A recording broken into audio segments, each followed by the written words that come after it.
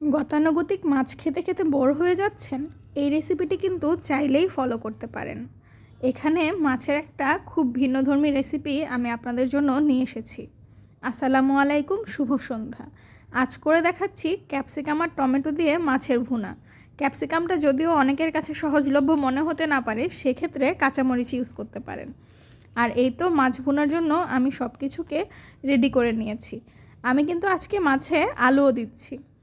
মাছ ভুনার জন্য প্রথমে মাছ আর আলু খুব ভালো করে হলুদ লবণ মাখিয়ে নিয়ে ভেজে নেব। আমি আজকে করছি পাঙ্গাস মাছ দিয়ে। অনেকে পাঙ্গাস মাছ পছন্দ করেন না, সেক্ষেত্রে কিন্তু রুই বা অন্য যে কোনো বড় মাছই আপনারা ভেজে রান্না করলে পারেন। আর মাছ ভেজে রান্না করলে খেতেও কিন্তু অন্য রকমের টেস্ট হয়। আমি জানি আপনারা বলবেন কষিয়ানা মাছ অনেক বেশি হেলদি, কিন্তু তাও যাদের কাছে মাছে গন্ধ লাগে তারা কিন্তু এইভাবে মাছ ভেজে ট্রাই করলে তাহলে খেতে কিন্তু সুস্বাদু লাগবে আর মাছের গন্ধটাও লাগবে না।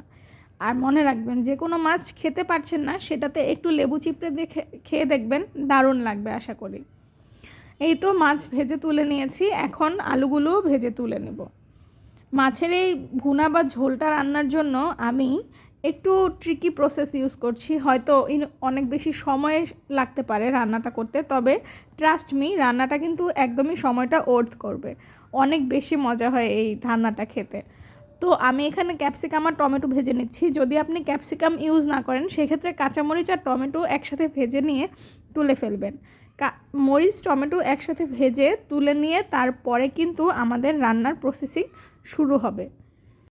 গতানুগতিক মাছ ভাজা বা মাছের ভুনা খেতে খেতে যারা ক্লান্ত হয়ে গেছেন তাদের কাছে এই রেসিপিটি আমি আশা করি খুবই ভালো লাগবে। এই তো এগুলো ভেজে নেওয়া হয়ে গেলে তুলে রাখবো। তারপর মাছ রান্না শুরুর জন্য প্যানে দিয়ে দিচ্ছি পেঁয়াজ কুচি দিয়ে কিছুক্ষণ নেড়ে চেড়ে নিব। আর এখানে কিন্তু আমি একটা তেজপাতাও ইউজ করেছি। গরম মশলার মধ্যে তেজপাতা বা শুকনো মরিচের ফোড়ন কিন্তু আপনার যে কোনো মাছ বা মাংসের স্বাদকে অনেক বেশি বাড়িয়ে তোলে। অনেকের কাছে এলাচ দারচিনি ভালো লাগে না, আর মাছে এলাচ দারচিনি আমারও খেতে ভালো লাগে না, কিন্তু তেজপাতা দিয়ে মাছ রান্না করলে মাছের টেস্টটা কিন্তু দারুণ হয়। ভাজির এ পর্যায়ে দিয়ে দিচ্ছি আদা রসুনের পেস্ট আর লবণ, আর সাথে দিয়ে দিচ্ছি সামান্য করে হলুদ গুঁড়া, মরিচের গুঁড়া। যেহেতু এখানে ক্যাপসিকাম ইউজ করছি তাই মরিচের গুঁড়াটা একটু কম দিচ্ছি। এখানে আমি ধনে জিরার গুঁড়াও সম পরিমাণে দিয়ে দিয়েছি। হলুদ, মরিচ, ধনে, জিরা 4টা মশলাই আমি একদম খুব ভালো করে কষিয়ে নিচ্ছি। কষানো হয়ে গেলে এর মধ্যে দিয়ে দিব সামান্য পরিমাণে পানি। এই পানিটাই কিন্তু আমাদের মাছের ঝোলের জন্য পারফেক্ট। এরপরে আমি আর কোনো পানি ইউজ করব না, তাই এখানে একটু বেশি করেই পানি দিয়ে দিচ্ছি। আপনি যদি ভুনা ভুনা খেতে চান সেক্ষেত্রে পানিটা একদম শুকিয়ে নেবেন।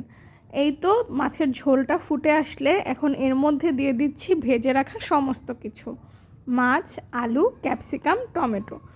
এই সব কিছুকে একসাথে দিয়ে বেশ কিছুক্ষণ ফুটিয়ে নিলেই কিন্তু রান্নাটা রেডি।